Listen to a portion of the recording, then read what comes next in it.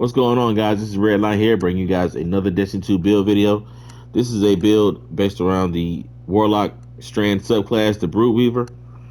A few notable facts about this build is that it's very synergistic, it's melee focused. It uses pretty much like a forgotten exotic weapon that a lot of people don't use. It was hot at one point, but now you barely see it at all. And then with this build used at its peak, you're able to maintain high ability uptime, have great survivability, good crowd control, and you're able to double your weapon damage up to 107%. That is a lot of weapon damage. So, let's get into it. Now, when it comes to the artifact mods, the only ones you really need is the authorized strand, authorized void, authorized grenades, volatile flow if you're going to be using void weapons. You can use shadow orbs to create orbs of power when you destroy a shield, matching the damage type. Bricks from beyond, of course. Allied Unraveling really doesn't matter because you're not going to be using strand weapons. And then counter weave. And I chose medieval champion just to make sure I had something for unstoppable champions when I use my glaive. Okay, so started with the subclass. Of course, we're using the Strand Brood Weaver for the Warlock. The grenade we're going to be using the grapple melee as our grenade. Of course, the aspects is Weaver's Call and Mind Spun Invocation, since those are the only two we have. As far as the fragments, we're using Thread of Generation. Dealing damage generates grenade energy. Thread of Continuity. Suspend, unravel, and sever effects applied to target having increased duration. And then we have Thread of Warding. Picking up and overpower grants woven mail. And then Thread of Isolation. Landing rapid precision hits emits a severing burst from the target. For the most part, you can. The only two fragments that required is really Thread of Generation and Thread of Warding. You can pretty much switch the other two out for what you want. If anything, I'll probably switch out this Thread of Continuity for Thread of Transmutation. While you have woven mail, weapon final blows create a tangle. But other than that, you can pretty much choose whatever you think fits you the best from the other fragments. So yeah. Now, getting into the weapons and the gear, and the star of the show, we're going to be using the Monte Carlo as our primary weapon, and we're going to be pairing this with the Necrotic Grips. Now, for those of you that don't know about the Monte Carlo, this is an exotic weapon that's been forgotten pretty much. Like, this is a really old exotic. Most people should have it by now. If you don't, hopefully it'll drop for you for this build. But this weapon pair is really, really good with this build because it's so melee focused, and this is one of the perfect weapons to use for melee focused builds.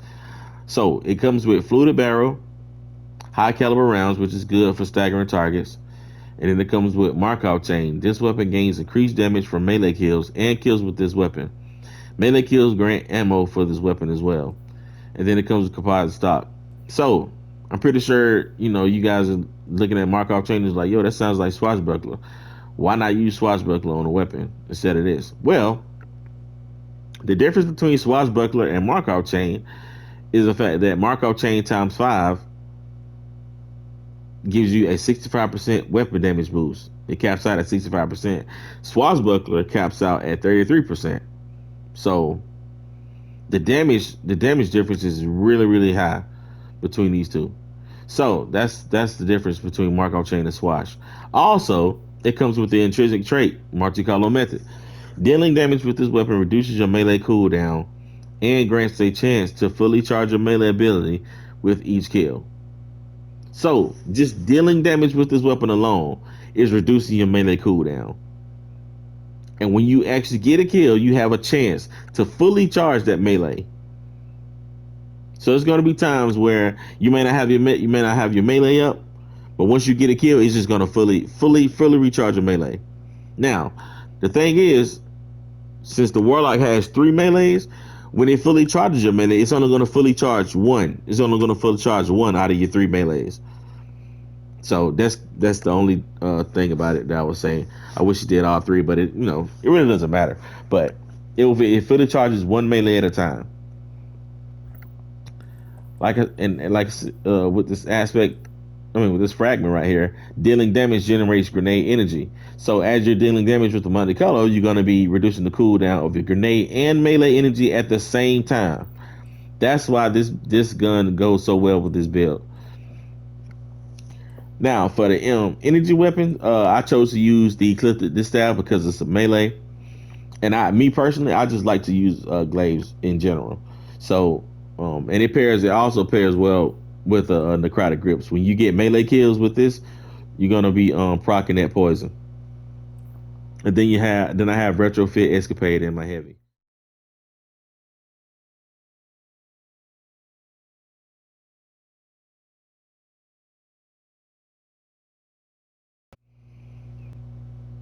Now, as far as the mods I'm using for the helmet, I'm using heavy ammo finder, hands on, gain bonus super energy on melee kills. They help me get my super up faster. And then kinetic siphon, rapid kinetic final blows, creating orb of power. And then for the necrotic grips, the armor perk is Grasp of the Devourer, damaging combatants, poisoning them, dealing increasing damage over time. Defeating a poison combatant spreads condition. So you're gonna pretty much be able to poison enemies when you land a melee hit, and then the poison is just gonna spread when they die.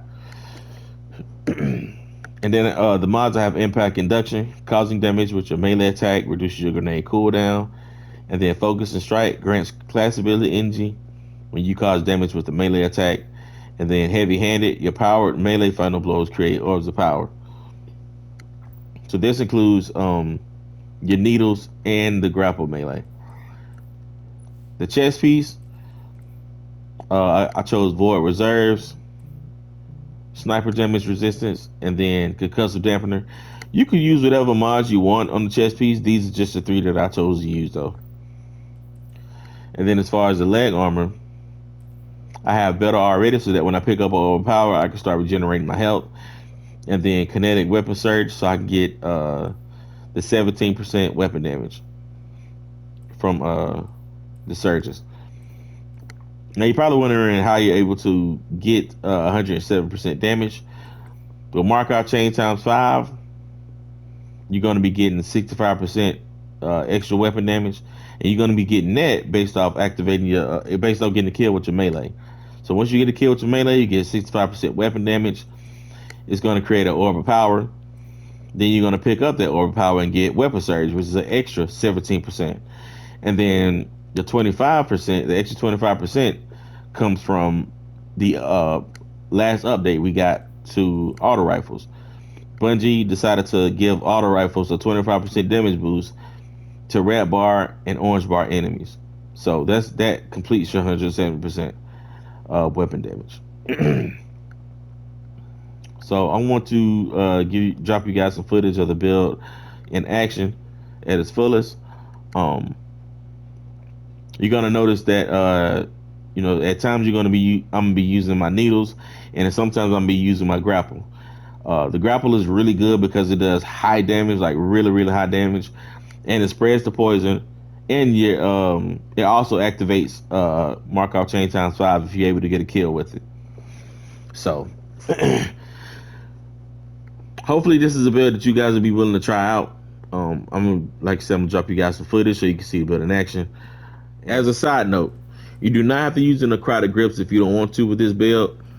You can use the Karnstein armorlets for the extra blanket of survivability. You can use Winter's Gown, or you can use Fellwilter's Helmet if you want to. However, if you use the grapple melee with Winter's Gown and you get kills with the explosions from the grapple melee, it will add to the Warlord Sigil perk depending on how many kills you got with it. So that's one good thing about using that. But I just chose to use the necrotic grip just to help with the crowd control. But it's totally up to you.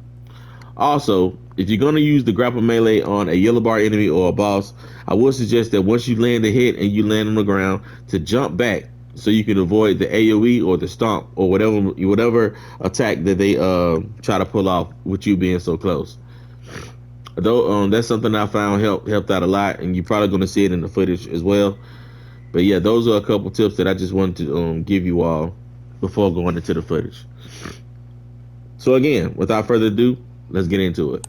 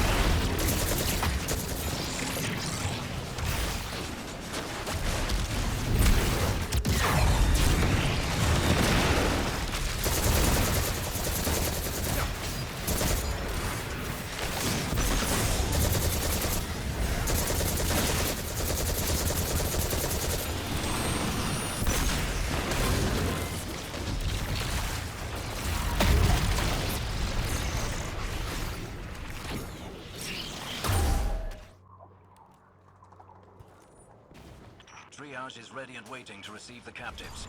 Clear the area. We'll transmat them out. Balefires will give you an edge in fight. Use them to concentrate the teaminess.